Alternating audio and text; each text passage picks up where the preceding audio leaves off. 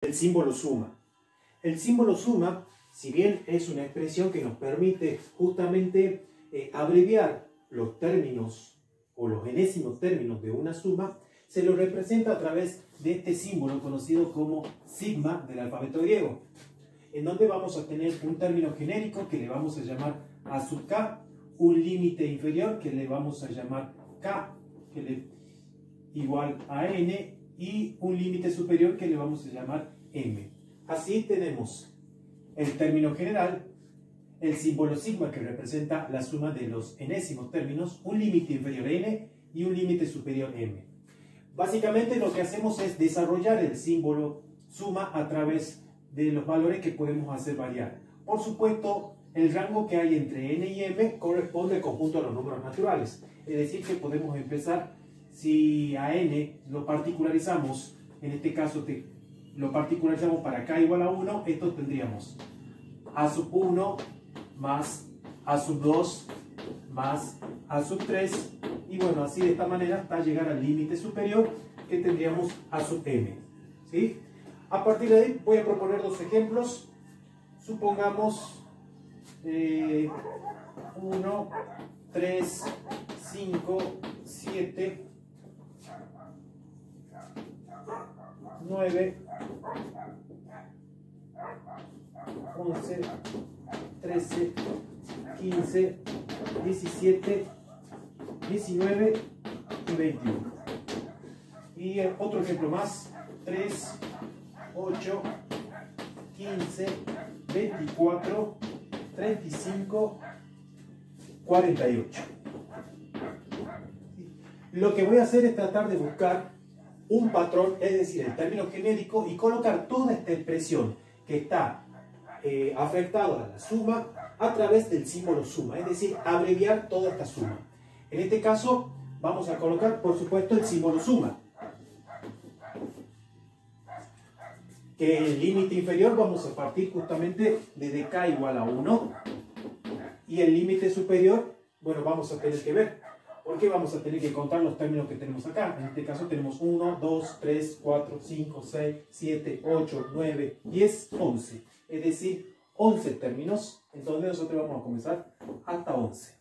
Ahora bien, vamos a determinar cuál es el patrón, cuál es el término genérico que vamos a colocar acá. Y ese término genérico va a ser justamente a través de los valores que vamos a ir observando. Y en matemáticas buscamos justamente un patrón, algo que se repite con frecuencia, y que se repite con frecuencia en todos los términos. En este caso observamos que tenemos 1, 3, 5, 7, 9, 11, es decir, tenemos los números impares. Quiere decir entonces que tenemos el desarrollo de los números impares, y los números impares ya lo deben haber visto, que se define de esta manera, como 2k menos 1.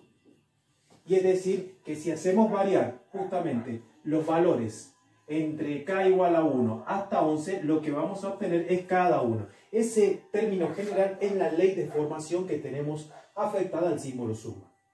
Ejercicios así hay dentro del trabajo práctico, donde se da una serie de cantidad finita o infinita de términos, en donde tenemos que colocar el término general y los límites superior e inferior del símbolo suma.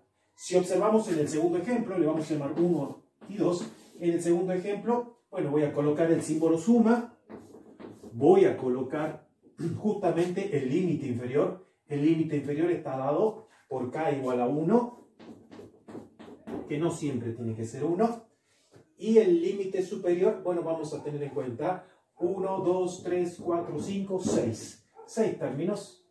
Bien. Y vamos a observar algo, que tengo 3, 8, 15, 24, 35 y 48.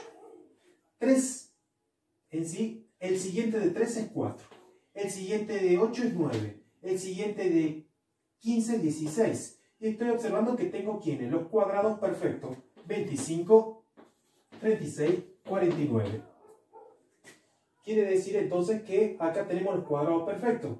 Pero los cuadrados perfectos son los que están acá, no los que están arriba. Los cuadrados perfectos que tenemos acá, si bien superan en una unidad a los valores que realmente tenemos que colocar afectado al símbolo suma. Eso quiere decir entonces que los cuadrados perfectos los podemos representar de esta manera, pero para que obtengamos los valores anteriores a los cuadrados perfectos, lo que vamos a hacer es disminuirlo en una unidad, es decir, de esta manera. Y ya tenemos justamente lo que representa, o la expresión que representa esta cantidad finita de términos. A partir de allí vamos a ver también cuáles son las propiedades del símbolo suma. Tenemos la propiedad aditiva, que la vamos a denotar así, propiedad aditiva. Bueno, voy a borrar esto, así ganamos espacio. Tenemos la propiedad aditiva.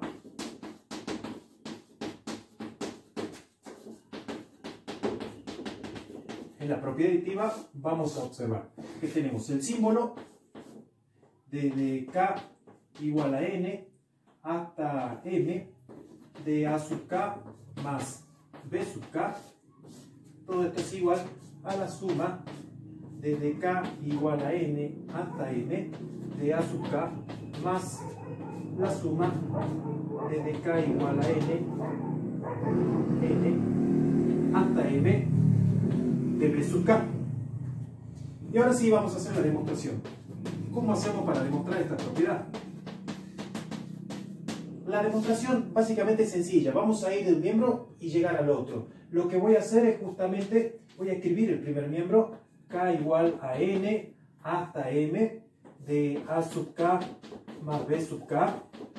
Fíjense que la propiedad lo que establece es que el símbolo suma lo podemos distribuir para cada uno de los términos, genéricos, en el cual los términos genéricos están afectados a una suma, es decir, una especie de distributiva. Si distribuimos, obtenemos lo que tenemos allí, pero lo que vamos a hacer en realidad es desarrollar la suma. Vamos a desarrollar, por ejemplo, para el primero, de manera genérica, a sub n más b sub n. El siguiente sería n más 1, el siguiente de n. Por lo tanto, me quedaría a sub n más 1 más b sub n más 1. Y así podríamos ir hasta desarrollar a sub n más 2, a sub n más 3, hasta llegar a ¿quién? A m. Bueno, entonces acá lo vamos a colocar de manera genérica hasta llegar a m. Por lo tanto, me quedaría a sub m más b sub m. De esa manera solamente lo que hicimos es desarrollar. Ahora, lo que voy a hacer es justamente asociar. Voy a asociar este término que tengo acá, a sub n, con a sub n más 1 y con a sub m, de manera de poder formar lo que me está indicando la tesis. Es decir, que me va a quedar a sub n más a sub n más 1 más términos punto suspensivo, porque acá continúa, más a sub m. Símbolo más, y ahora sí los otros. b sub n más 1 y b sub m. Por lo tanto, acá me quedaría b sub n más b sub n más 1 más, bueno, punto suspensivo, b sub n. Y acá, si observamos lo que hemos obtenido acá, en términos de la suma, no es otra cosa que la suma desde k igual a n, límite inferior a n, que llega hasta ¿quién? Hasta m. ¿De cuál término genérico? Justamente de a sub k, más. Y si observamos en el segundo término, pasa exactamente lo mismo. La suma desde b sub k y límite inferior k igual a n,